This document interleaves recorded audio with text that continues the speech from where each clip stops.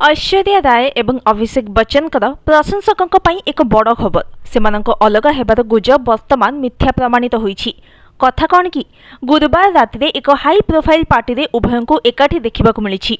एही पार्टी तांकर photo social media रे वायरल होबार लागिछि।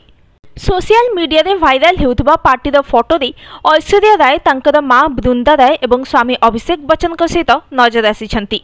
अभिषेक बच्चन एवं ऐश्वर्या राय बच्चन एक पार्टी रे 90 दशकर प्रसिद्ध अभिनेत्री आयशा जुल्का सहित पोज देइथिले। एही समय रे तांको सहित अन्य अनेक सेलिब्रिटी को मध्य देखिबाकु मिलिथिला। दीर्घदिन परे अभिषेक एवं ऐश्वर्या को एक सर्वसाधारण इवेंट बा पार्टी रे देखिबाकु मिलिछि। दुहे एकाठी नजर आसिबा परे एबे सेमानंको नै उठुथबा छाड़पत्र खबर द्वंद्व सृष्टि करिछि। अनुरंजन किछि समय पूर्व ऐश्वर्या एवं अभिषेक वायरल फोटो निजे इंस्टाग्राम पेज रे शेयर करिसेंती। अनु Indian television academy प्रतिष्ठाता Abhishek Bachchan एवं ऐश्वर्या राय मध्य मतभेद देखा देइछि एवं उभय अलग हेबा रास्ता रे आगे आसिछंती। दीर्घ दिन धरी मीडिया रिपोर्ट माध्यम एभली खबर आसुथला। एही खबर गोटे कारण थिला जे अभिषेक बच्चन तांको झियो आराध्या बच्चन को जन्मदिन रे जोग देइ नथिले। एथिपाई अभिषेक बच्चन को सोशल मीडिया रे ट्रोल कर जाइथिला।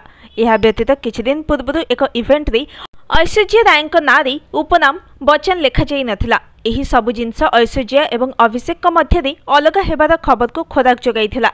एथि सहित दुहे मध्य एही प्रसंग को नै कोनोसी स्पष्टीकरण देइ नाहंती।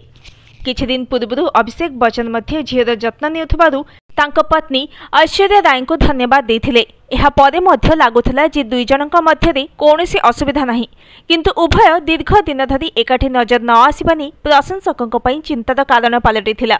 वर्तमान उभय को एकाठी देखि सेमानकर प्रशंसकों खुशी कहिले न सरे।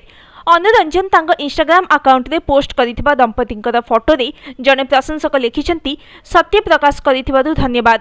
एही वार्ता माध्यम रे प्रशंसक कहिछंती जे ऐश्वर्या एवं अभिषेक को एकाठी देखि से बहुत खुशी। बाकी प्रशंसक माने ऐश्वर्या एवं अभिषेक बच्चन एही फोटो उपरे मध्य बहुत प्रेम दैछंती।